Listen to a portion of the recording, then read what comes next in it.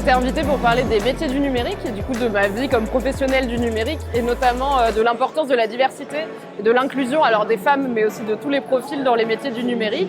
Par contre, scolaire, j'ai eu mon bac en 2009 et à ce moment-là, je ne représentais pas du tout ce que ça voulait dire travailler sur Internet. C'est des métiers inclusifs, accessibles, c'est des métiers diversifiés, c'est 800 métiers en tout. Même question finalement. Ce qui était intéressant, c'était notamment de parler avec Émilie qui a créé une start-up dans la cybersécurité. C'est un milieu que moi je connais peu.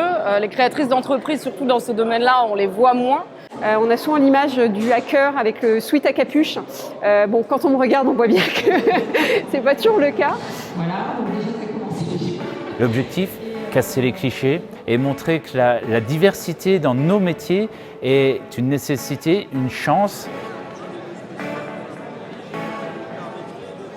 J'étais venue savoir tout ce qu'il pouvait y avoir comme branche dans l'informatique parce que ça m'intéresse, mais j'hésite.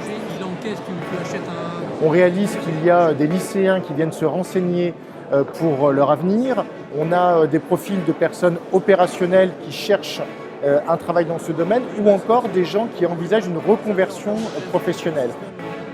Je suis venu ici pour témoigner de mon parcours professionnel, de ma reconversion dans le numérique. C'est un tout nouveau métier, réseau et système.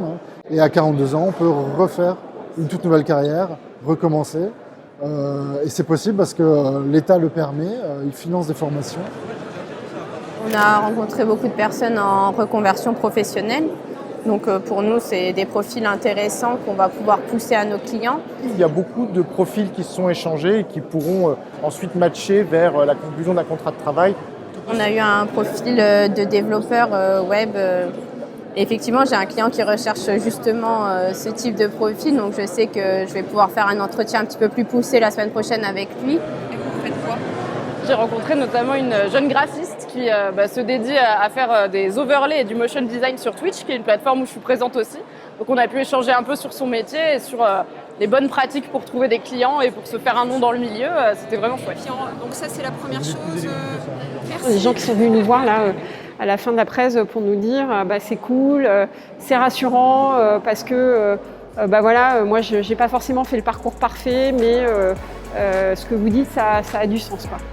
Ce qui me paraît pertinent dans une journée comme celle-là, c'est d'ouvrir le champ des possibles en fait.